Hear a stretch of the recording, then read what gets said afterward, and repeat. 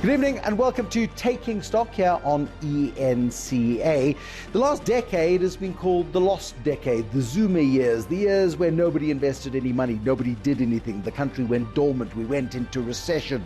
It's been called an absolute disaster. I want to introduce you to one person this evening who started an investment cycle in 2008, didn't seem to notice a financial crisis was brewing, went up and rallied into 2010, into the World Cup, and ever since then has been trading properties aggressively in South Africa and has been gradually building a business, a hotels business, in an overtraded, struggling environment. I want to introduce you to Marc Wachsberger, who is the chief executive of Capital Hotels. Did nobody tell you in 2008 that the world's biggest recession since 1929 was happening? Did you miss that? So I think plans were underway for approximately 2 months. Okay, that was our long-term planning that we had in the run-up to 2008. And we didn't know any different. We didn't think that things are going to be as bad as they were. But what we saw, and what I still see today, is the opportunities that come out of crisis. So we started off by renting apartments, and the oversupply of apartments that came onto the market simply because of the global financial crisis and the economics represented an opportunity for us to rent really cheaply.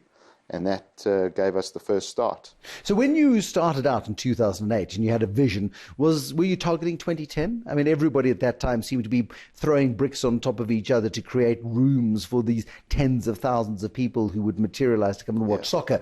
That was the short-term view. Was that your goal at that time? We had it in mind, but what we had more in mind was that there was just an opportunity that hotels were really expensive and that we could undercut the hotels by leasing apartments and subletting them nightly to compete with the hotel sector. And I think we were so worried about the downside, and that's been a philosophy that we followed in risky times. We were so worried about the downside that we said, will we be able to pay the rent for the next 2-3 months? Never mind that in 3 years' time the World Cup is coming. So for us that was a thinking that was, that's potentially an upside, but really, what's the downside? How are we going to pay rent? So you were hustlers, really. I mean, you were using other people's properties, renting them at a low rate, and then selling them on at a higher rate. This is pre-Airbnb, of course. Correct. It was quite an adventurous business model. What had you been doing before that gave you the tenacity to dare to try and disrupt an established market?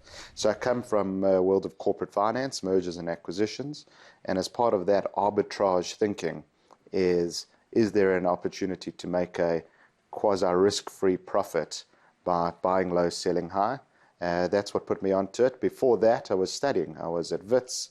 I did a BCom, and I then went on to do a CFA. And before that, I was just a school kid with big dreams. But was the dream property? I mean, have you always had a property bent, or did property just present a particular opportunity to you at that moment in 2000? Yeah, that was the opportunity, but being an entrepreneur was always a dream. I was never going to be a long-term employee. It's just not in my DNA.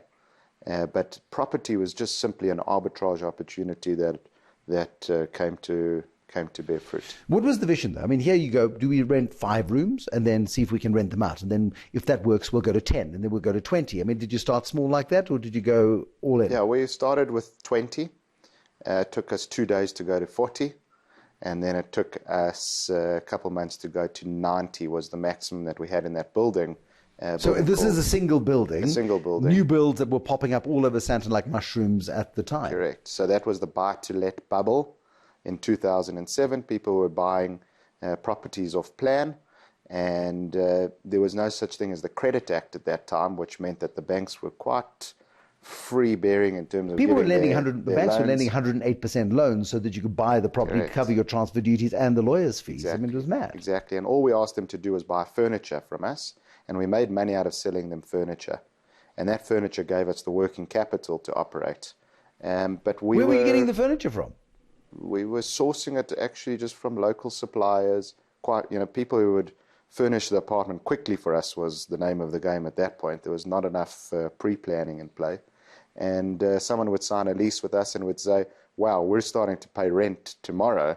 If we can furnish it tomorrow, that's what we need to do to start subletting it and creating income. Had you given up your day job at that point?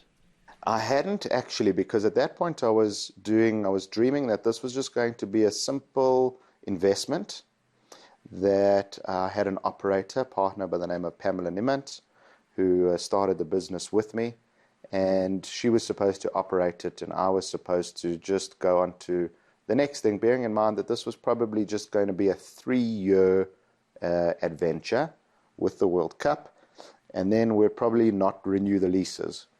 And what we found is that we were doing so well so quickly that we needed to expand, and with expansion came we need to build the foundations of a true business.